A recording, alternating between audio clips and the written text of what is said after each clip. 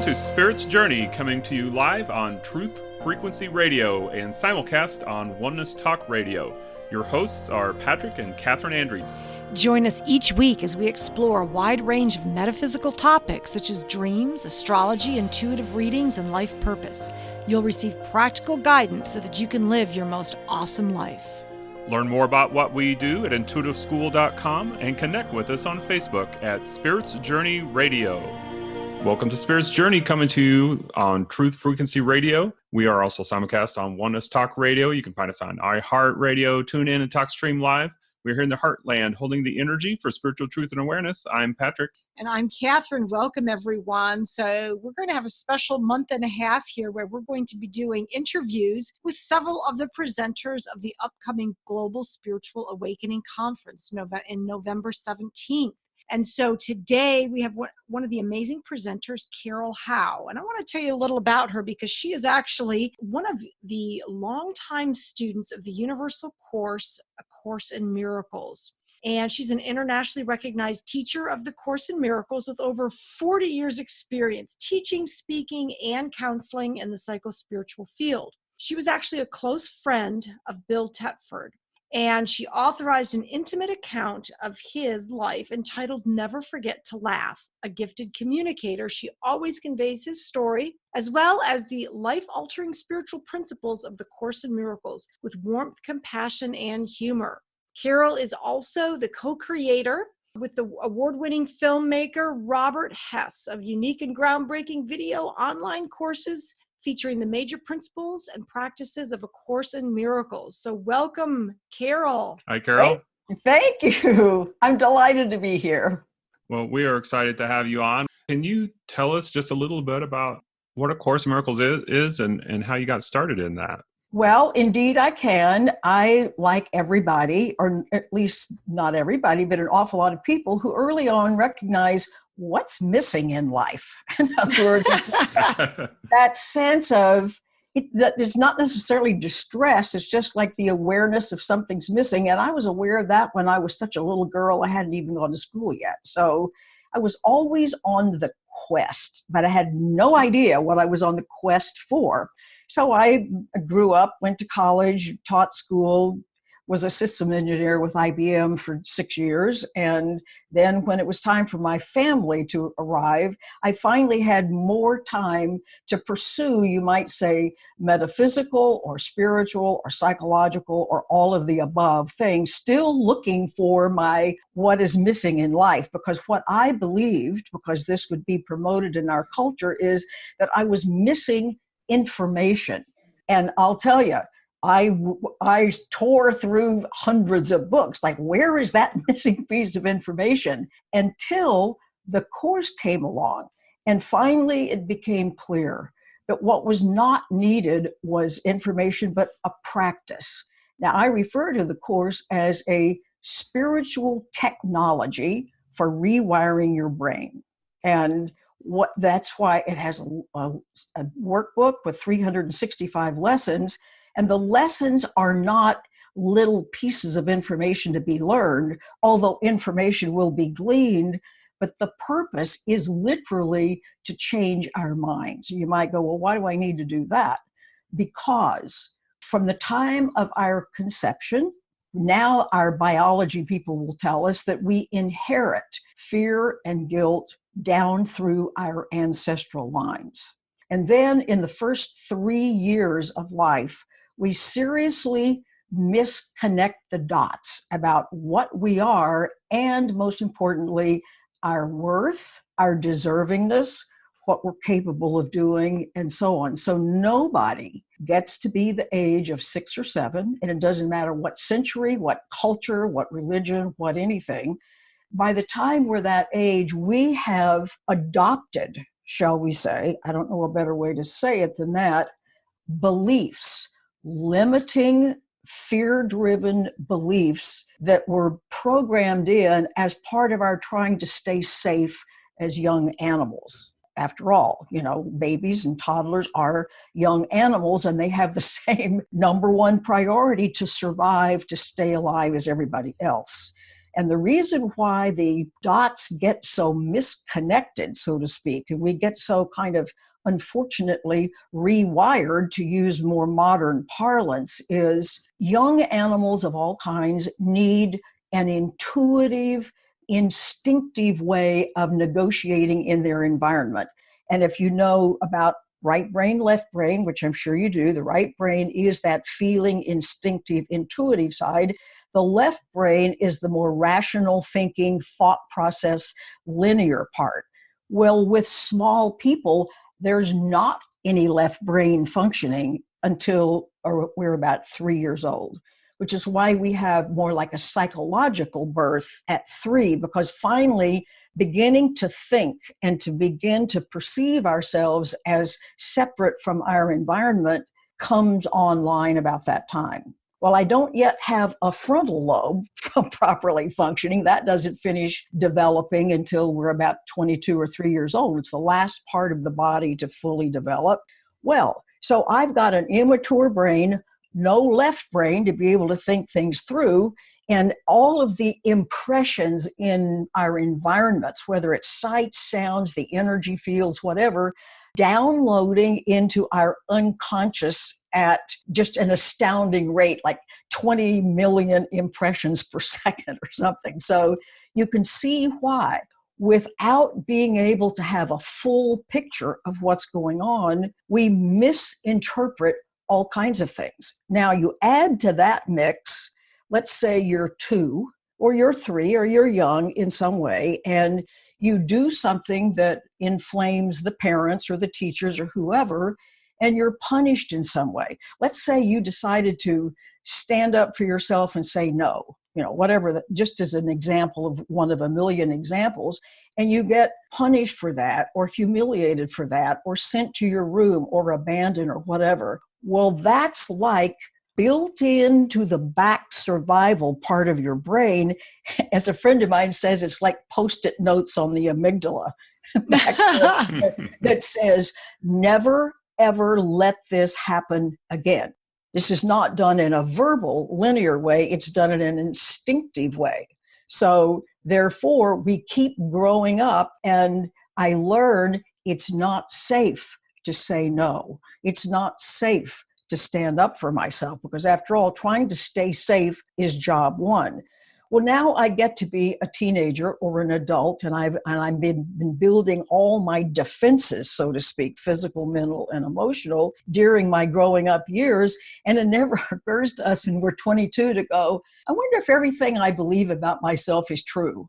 That it's like, it never occurs to anybody. So we presume that the things that have gotten wired in, not deliberately, not maliciously, not because anybody's trying to drive us crazy, it's the nature of the way things are, shall we say. And so we end up with, let's say that when we're little, we do something wrong. Well, by the time you multiply that a lot, what we all do is adopt, and this is instinctive. This isn't like we sit down and make a list. It's instinctive. We think it's not just, I've done something wrong, I am wrong. And so we carry this woundedness with us, and a great deal of it is unconscious. And we have reactions to things, and we have no idea where that's coming from or why. So along comes any, shall I say, valid spiritual practice, which is to undo this kind of flatter thinking that we're thinking about ourselves and our right to be here and our worth and what we have to offer or not, and so on. And it's to steadily, literally rewire your brain so that you can begin to substitute and literally grow neural networks about being beloved, being safe. In other words, it would take hours and hours and hours to get into all of the specifics and the details, but it literally is bringing us back or lifting us up, so to speak, with more accurate beliefs and, you might say, programming in our own brain, so that we can interact with our world in a way that's friendly, that's defenseless. If I know I'm safe all the time, I don't need to be defended against every little thing that comes along. I can tap into my own genius, to my own talent. I can be there for other people. In other words, I can't do any of that as long as I'm trying to defend what I am afraid is a defective self that's going to get found out. So what do you think about that? Makes total sense to me, because I was actually just listening the other day, talking about the subconscious mind, and that 90% of the majority of people's thoughts are fear-based. Absolutely. And so you go, oh my gosh, well, as long as I'm presuming that I'm no good, for instance, or I'm unworthy, what we do is then we view our world and the things that happen and the things people say and the way we feel that we're treated and so on. And when I view my world through that lens of I'm not okay, nobody likes me, I'm going to see proof, quote unquote, of that everywhere. And one of the reasons for that is the brain is a pattern seeking organ. So for instance, if I have a belief that nobody likes me and nobody pays any attention to me or whatever, there can be people in our lives actually caring about us, paying attention to us, treating us kindly. But when input comes into the brain, it's kind of like it's always doing a match. And if it goes, this is like the cartoon version, like what? I don't have a match in my belief system about people being nice to me, and so they won't ever see it. In other words, it's not just that they might see it and discard it. It never registers consciously as even being there. So people go, it's really true. Nobody is ever nice to me. That's because what's blocked out is what doesn't fit the belief that you're carrying about yourself. My God, look at the necessity, therefore, of beginning to change our minds about ourselves. Now, we're not changing our minds so we can say, I'm superior and better than you. We're changing our minds so that we can say we are all actually, since this is a teaching of non-duality, springing from and part of one common source, one common loving light spirit, so to speak. So I saw this happen so interestingly a long time ago when a friend of mine was driving down my street to visit. And I live here in Florida. It was February when all of the azaleas are out and they're just gorgeous. And my little street, like practically every house has got azaleas. But he's totally not into flowers, or wasn't. I haven't seen him for many years, but that, anything that had to do with landscaping, he was like a physicist and a contractor and a whatever. It's like flowers. It's like, who cares about flowers? That was kind of his, not anything that he said, was just that was of no interest to him. So when he pulled in that evening, I said, weren't those flowers absolutely gorgeous? He said, what flowers? I didn't see any flowers. I mean, it was like flowers are, nobody was being unpleasant about this. It's just that it was a great example of you see what you expect to see. And in fact, in many ways, you literally put there what you expect to see. So if this is a process in which everybody is engaged, whether you're aware of it or not, and whether you're intellectually knowledgeable in this area, you're still abiding by these processes. So it would be like if somebody who didn't know about gravity said, I think gravity is a dumb idea, or what's more, I've just arrived from Mars or someplace I don't even know about it, so I'm going to go fly off the roof. You're not going to fly off the roof. You have to abide by, you automatically abide by the law of gravity, whether you like it or not. You don't get to have an opinion about whether you will abide by it or not. And the same is true with these things. We are driven by our beliefs. They are literally like the programs that run our computers. And if we don't know what's running our computers and we don't know what's running our lives, that's a problem. Yeah, I believe this is a really important work because in my field, what I work with a lot is how we actually create our experiences and our reality based on our thoughts. And so it's monitoring our thinking and being aware of what's there. So yes, when people go back and they realize how they have picked up all of these fear thoughts and negativity from their family and their family picked it up from their lineage and from their neighbors and all this around them.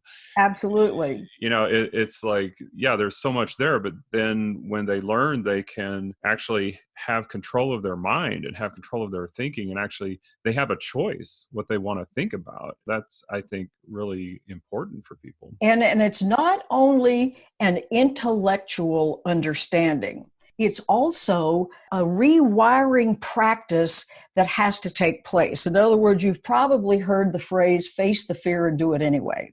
Sure. And I'll give you an example of just kind of how this works. It was just such a huge learning experience of my own, probably 40 years ago, because I'm in my 43rd year with the course now. And I lived in Denver at the time. We had started a little attitudinal healing center. If you're familiar with Dr. Jerry Jampolsky's work, his very famous book, Love is Letting Go of Fear, all of it based on principles of the course. In any event, so there are attitudinal healing centers all over the country and the world at this point. They're like putting into practice the principles of the course. So we had started a little group in Denver, and as kind of an adjunct to that, I was teaching some little beginning kind of 6-week overview classes of the course. Now, 2 important things. Teaching is super easy for me. In other words, standing up in front of a group of people for one reason or the other, I've been doing since I was a little kid. Mm-hmm. So teaching, being public, speaking, easy. Now, at some point, somebody in town invited me to come to speak to, not just like in somebody's living room, but in an auditorium someplace. No problem with speaking in an auditorium. Now, this comes to where there's the face the fear and do it anyway. When the household I grew up in, which was kind of a repressive household, and one of the greatest things that was kind of hammered into us was don't bother people, and whatever you do, do not offend people. Don't ever hurt any feelings. Just make sure that you don't make anybody uncomfortable. You get the picture. Mm-hmm, okay. Right. So who have got years of experience doing all kinds of public work, walk up the couple of steps onto this stage, and I am so overcome with fear, all of a sudden from the back part of my brain, I can't stand up on my own 2 legs. Wow. I was mortified and embarrassed beyond anything I could possibly tell you. Now, in a minute or 2, I sort of regained my composure. What was happening? This giant fear that came up that, I didn't much know was there, because I hadn't ever put myself in a position where I would be deliberately, listen to this, offending people. Because for a lot of people, A Course in Miracles is a very offensive, they don't know what it means, it's upsetting to them, it brings up stuff and so on. So this was like volunteering to be burned at the stake. In other words, It's what it's like. But you see a couple of times like that, and that programming of many, many years was undone.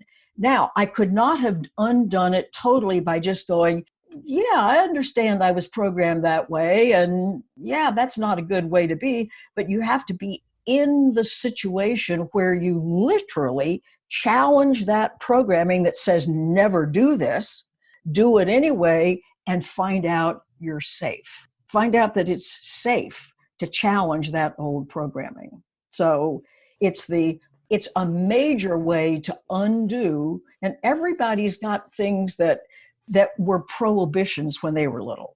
In other words, they vary all over the map depending upon all kinds of factors. But the point is, that's built in, at an instinctive way. And trying to deal with this instinctive programming intellectually isn't going to work. I mean, you can know about the situation intellectually, but you kind of have to meet it at the level at which it was programmed in. Does that make sense? Mm-hmm. Oh, yeah. And I also think a lot of these, beliefs, prohibitions, whatever you want to call them, that we have been accumulated from past lives. Absolutely. Yeah, that's kind of sort of in line with we inherit it through our DNA kind of thing.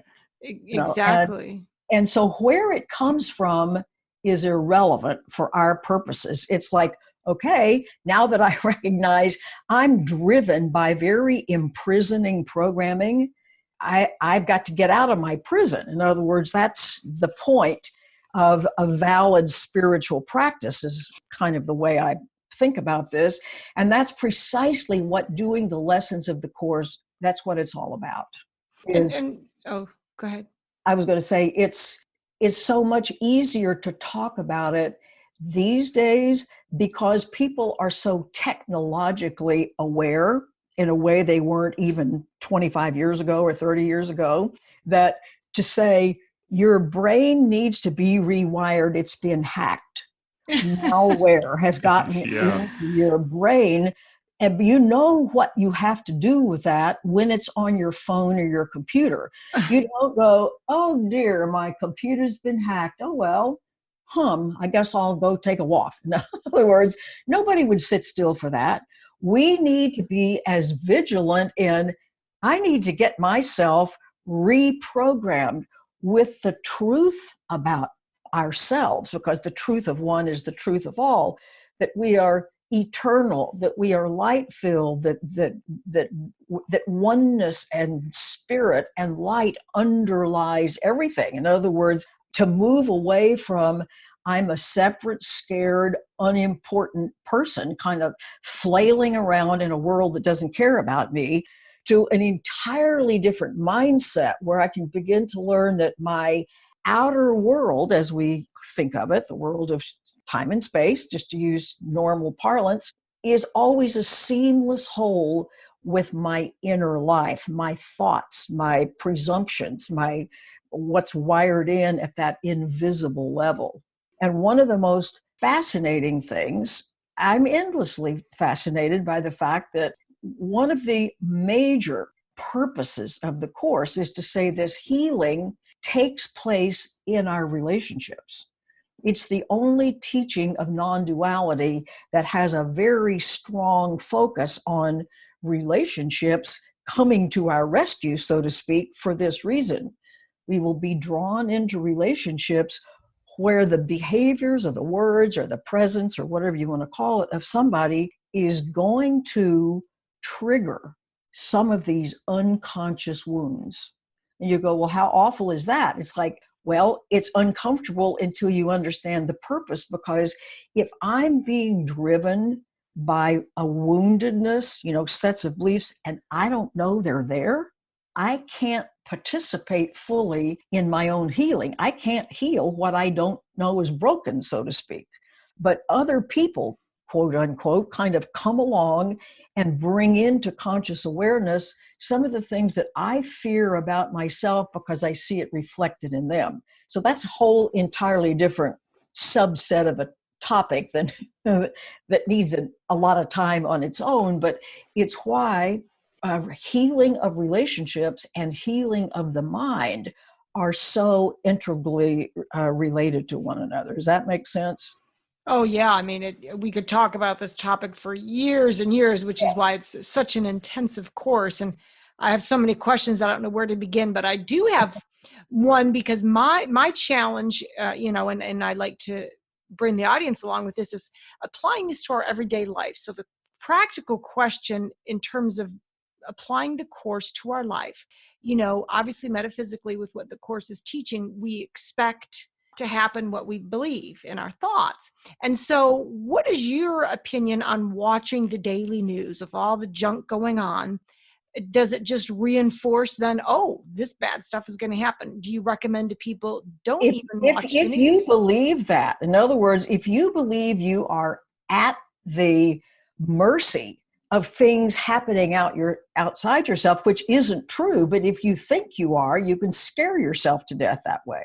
In other words, if you find that watching the news is distressing to you, I've written some things about this because in these past few years, I've had a lot of people call with distress about this.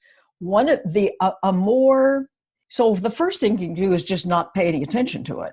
The second thing, if you're really willing to do this, is I can watch the news as a spiritual practice. I will notice what comes up for me when I watch it. Is it fear? Is it rage? Is it grief? Is it whatever? Because whatever is being triggered by anything, whether it's the news or another person or whatever, has been carried within me before I turned on the news, before I met this person. In other words, it's like it's bringing up stuff that I need then to process and ultimately release and see it's part of how I determine what are some of the things I believe about myself that are driving my life that I don't know about it. That too is another hour-long discussion as to how that works. But, yes. but nevertheless, anything that you find disturbing can be a spiritual practice. And the reason for that is that anything that helps bring up my upset, I need to know that my upset is never generated by something outside myself. And you go, what? Of course it is. It's like those neighbors are just awful and they do whatever they do and I feel upset. So they make me upset. Everybody talks that way, right? Mm-hmm. Well, would you like to know what really happens?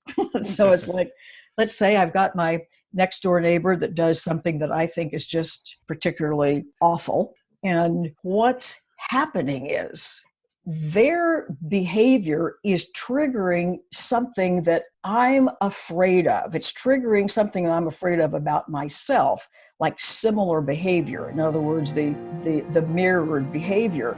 But what happens is the stress response turns on when either like the lion is chasing me in the jungle and I'm about to be eaten for lunch. In other words, Carol, we're going to have to pause here for just a moment because we've got a break coming up. This is Spirit's Journey on Truth Frequency Radio, Want Us Talk Radio. We'll be back soon with Carol, and we'll see you on the other side.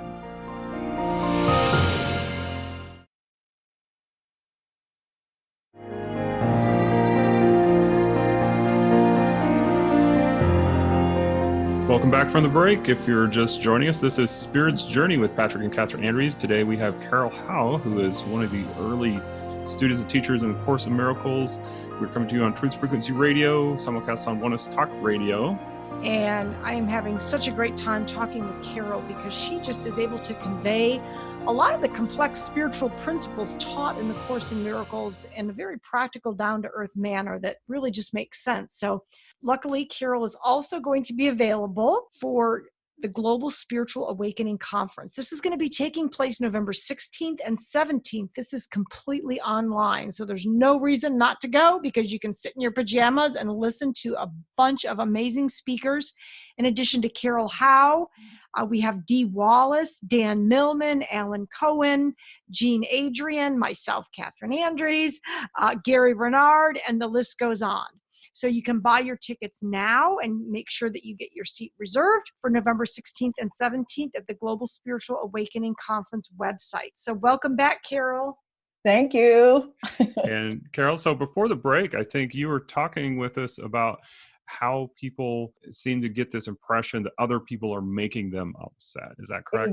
Exactly. And it's the basis for all of the wars and the upset and the difficulties in life, because if other people really, really, really were responsible for our upset, then our responses would be reasonable. In other words, they're the problem, so okay, I'll just take out the problem. Except that's not really how the system works. And to get a sense of what really does happen, we have to know the very, very basics about the stress response that's built into our body, because what we call our upset occurs when our stress response is turned on. Our stress response is turned on when there is a sense of threat, either to the physical body or to our sense of self. So the threat to the physical body, as I started to say, is like the lion is chasing you to eat you for lunch.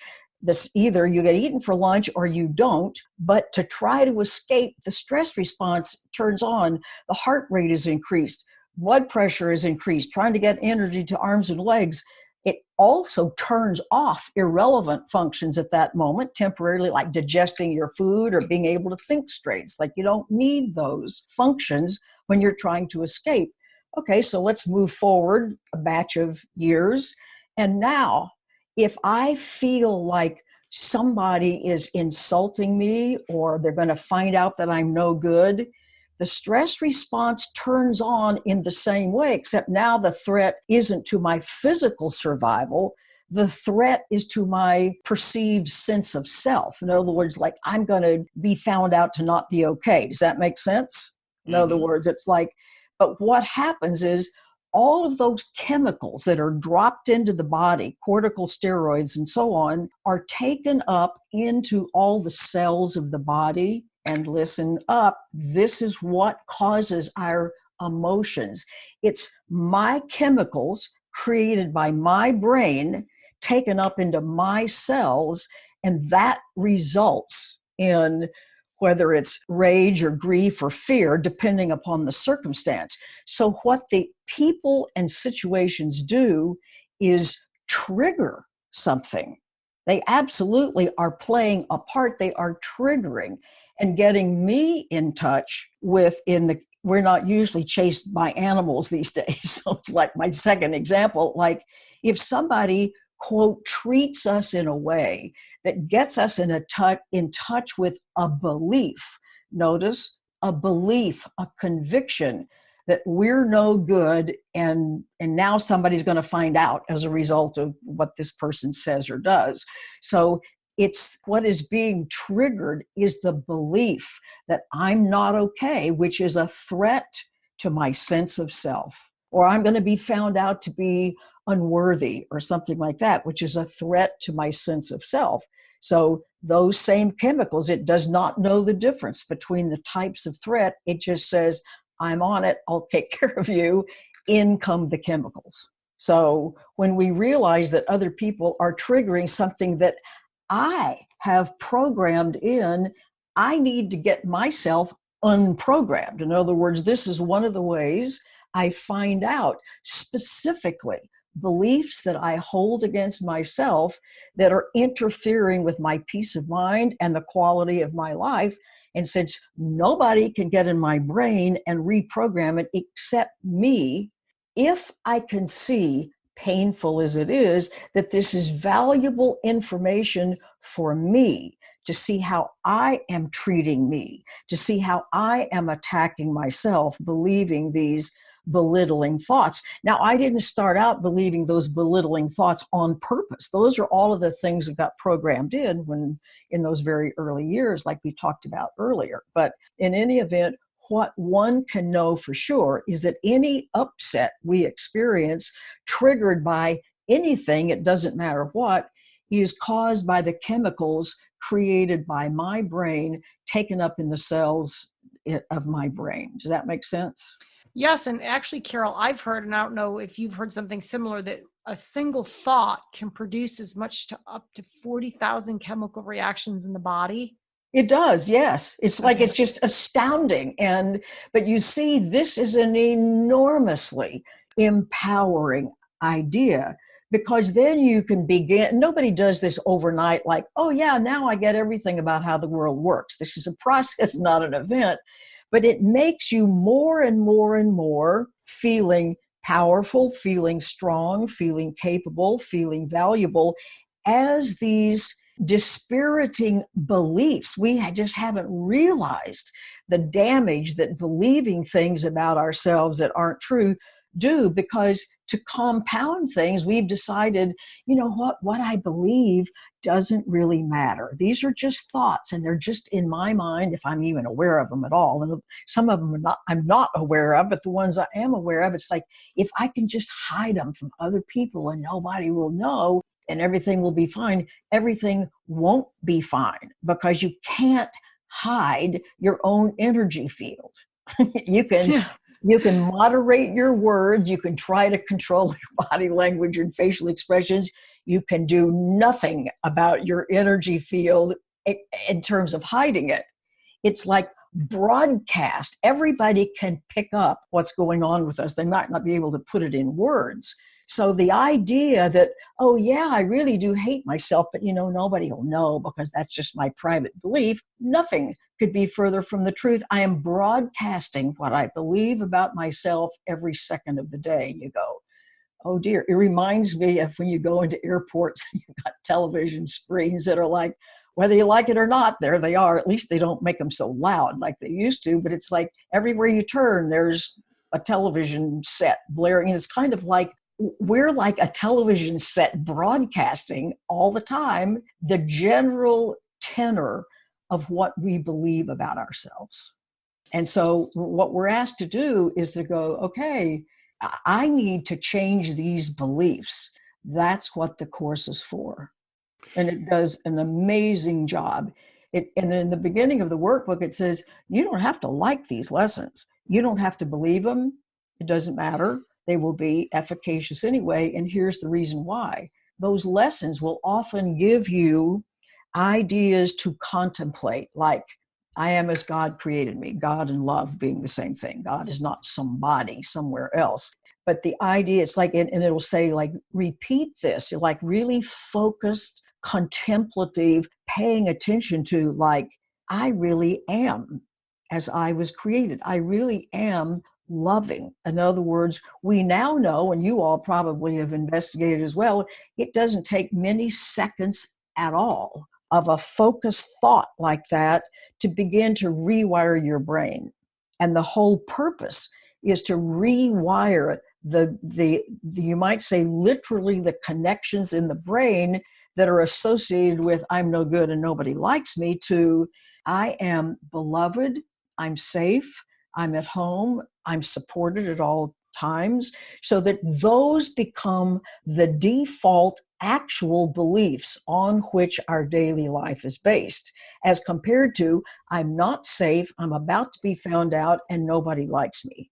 So if we don't take that ancient programming and steadily, you might say, trade it out for, and we don't have to, you might say, take the old out to put the new in is automatically going to take precedent, so to speak. It's, the replacement part is automatic.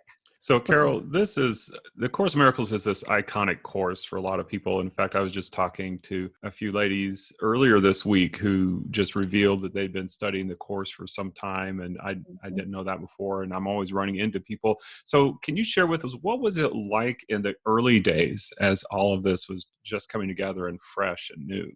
Well, I can only tell you of my own experience. Plus, I want to say one thing to what you said about people studying the course.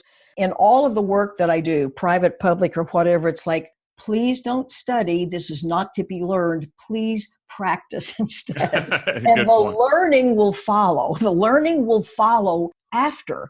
Because for one thing, the things we believe now are keeping us frightened. In other words, it's keeping us not functioning with the full frontal lobe doing its thing. So, but as far as it was in the olden days, it's just hard to tell you how marvelous it was when I first met Bill Thetford, who's one of the two scribes. And it would take too much time to tell you how that happened, except it was the most outrageous, impossible thing that you could imagine. You'll have to read my book, Never Forget to Laugh, to find out what that was. But in any event, Bill, some people think, oh, he was just the typist that helped Helen out, when she would hear her voice. Mm-hmm. Bill was a world famous psychologist.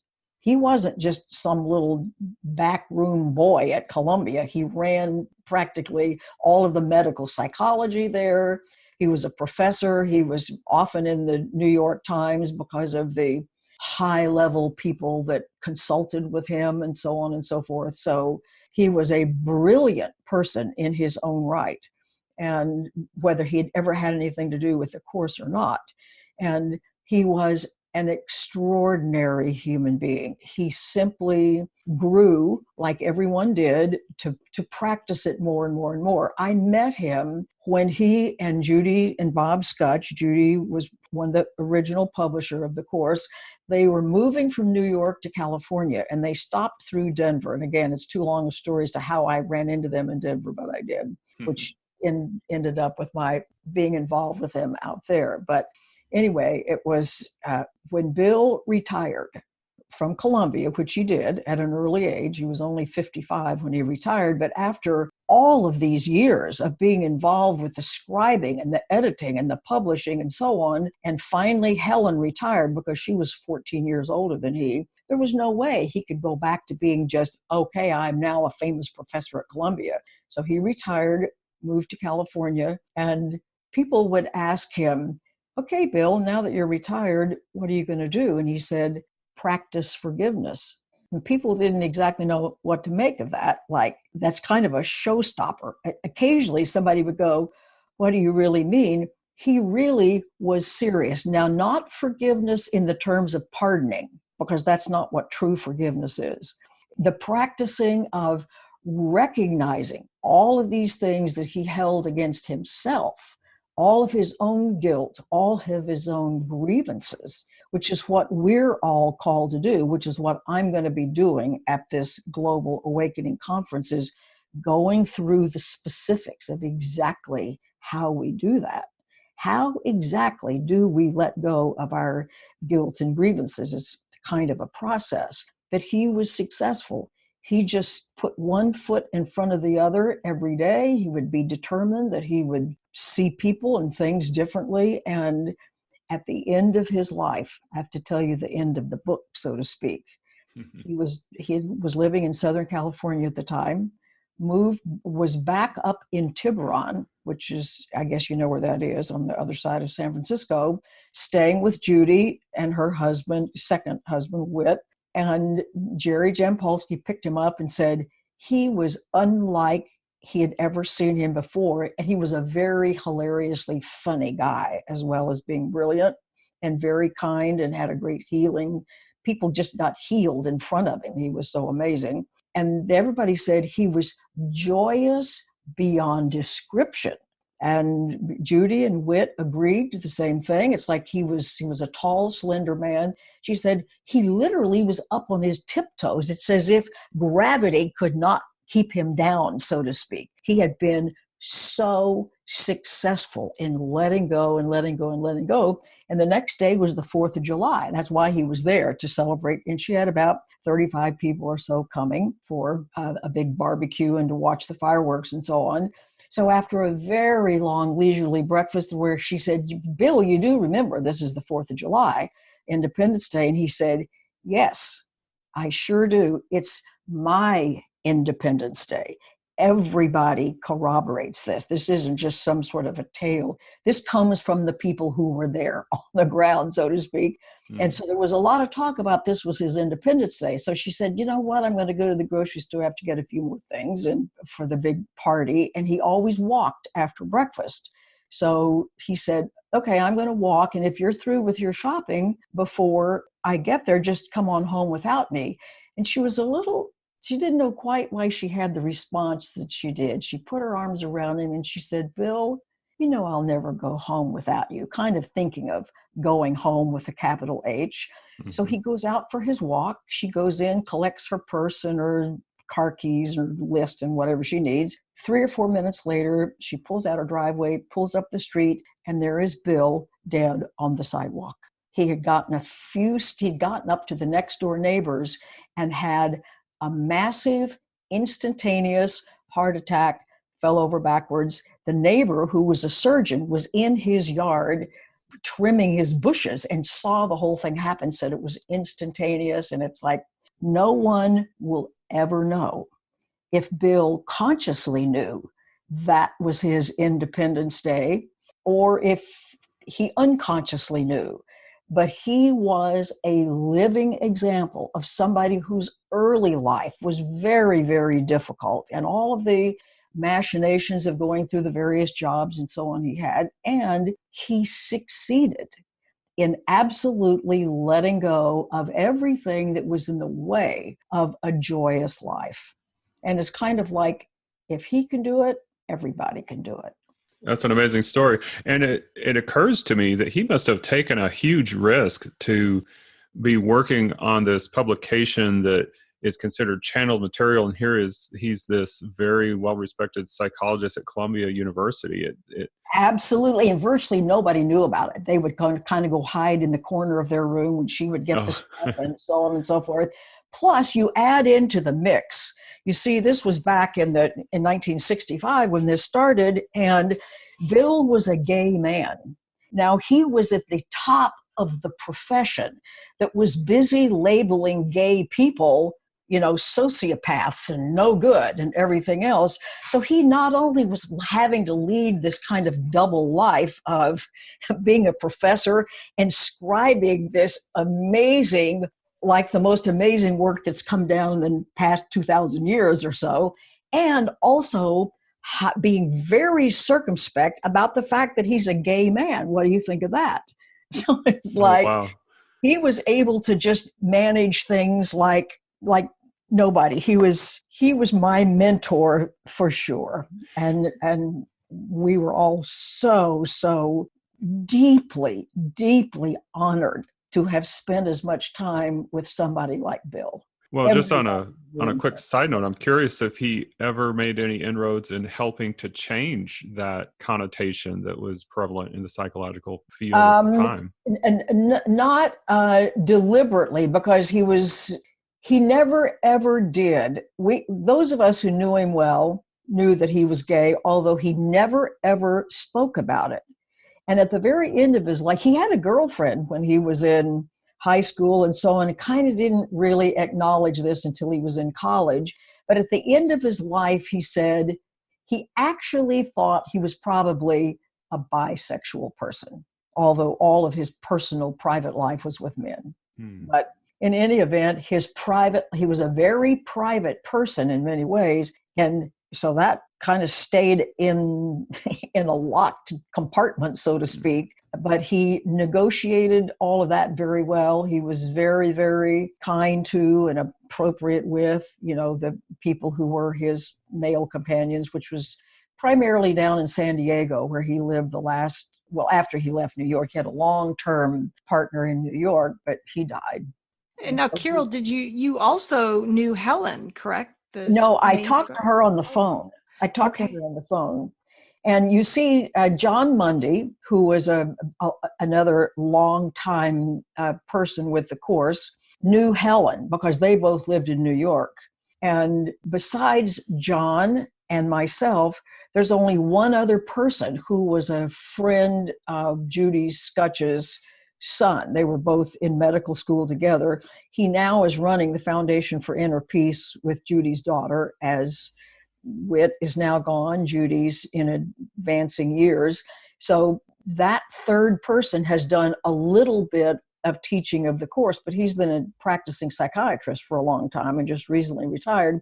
So basically, John and I are the only two people left on the planet still teaching the material who knew one of the scribes. Well, that's pretty amazing. I feel even more honored that we're talking to you right now, Carol. Well, but the thing is, there are not many people who go back into, after all, 43 years ago was a long time ago. It was kind of when it first came out. It was in that first year of its publication that I found out about it. And John was introduced to it through Helen. I think he actually did some counseling with her because she was a very brilliant and capable private counselor, and that's how he knew her. So when he and I are gone, that's the last connection with kind of the original people who were around Bill and that very close group of people. I lived in Denver, but I traveled back and forth. It's only a fast 2-hour trip between Denver and San Francisco. So in any event, it was quite an amazing experience to know the kind of the little first family of the course. And Bill he was the poster child. He asked for a better way. He got a better way. He used and practiced that better way. And he was simply 100% successful by the end of his life. A marvelous role model for everybody else, which is why I just had to write his biography. It was too amazing a life to just get lost in the shuffle. And while he was still alive, people were making up stories about what he was and what he said. It's like, well, this isn't going to work. The true what happened from the mouths of all. I interviewed about 28 or 30 people, all of who knew him well. So it's a very comprehensive account of his life story and of the backstory of how the course came to be, because of course his life is so intimately entwined with that. Well, and now in addition to the biography you wrote about Bill, you're also kind of leaving your mark on the world with what you've created, the See How Life Works series. And Exactly. maybe if you just want to tell the audience what that is and how they can get in contact with you and some of these awesome materials that you have made available to the world. Go to our website, which is carolhowe.com, CarolHowe.com. And a number of years ago, a young, brilliant filmmaker who, by the way, reminds me so much of Bill. Is this weird or what? Approached me to see if I would be willing to join with him in a filming enterprise. And the whole thing got to be much more enormous than either one has ever thought. But our signature series, it's not the only one, is called See How Life Works. It's 16 hours divided into 8 modules of the basic principles and practices of A Course in Miracles, kind of where it came from. But these are not, like Zoom. It's not like a talking direct to camera kind of thing. These are professionally produced 3-camera shoot films, professionally edited. We also hired an animator. And throughout the 16 hours of the video, we've got about 85 to 95, I forget how many, animations that were specifically done to illustrate certain points. And for the last 7 of these 8, over the years before that, with the help of a partner I had at the time, I designed and we built together. He had to do all the carpentry work, teaching models. This is where I could pull my hair out trying to explain to people, because no one has any reference point for this, because there aren't any others like this on the planet, where I designed big models that are like visual parables that help illustrate the main points of like how we built this ego in the first place, which is the second one. The first one is kind of what the course is, what it says, what it's for, where it came from, and so on. The third module is about relationships, showing exactly how we pull certain people into our lives to mirror the things that we ourselves need to heal. The fourth one is about forgiveness, and that one is hilarious. That one's 16 feet long with all the stuff that kind of shows the inside of your mind. The next one is about acceptance, what that really means, not just, oh, okay, I'll accept it, but like real acceptance. The other one is about healing, one about guidance, one about choice. You can make so much progress. Like you can get off to a flying start if you're a beginner with the course. Well, Carol, I think we're definitely going to have you on again, because unfortunately our time is up and this is a whole new chapter we need to do. So we're going to have you on again. Wonderful. Well, thanks for being with us here today, Carol. It's been a blast having a conversation with you today. So thank you. Well, and so we love having all you with us too out in our listening audience. And so please connect with us on Facebook at Spirits Journey Radio. Be sure to like our page so that we can be a part of your life and you can be part of ours. So just because we're leaving today doesn't mean we have to part ways. You can also study with us or get a reading with us at intuitiveschool.com. This has been Spirits Journey on Truth Frequency Radio, simulcast on Oneness Talk Radio. I'm Patrick. I'm Catherine. Bye, everyone. Bye for now.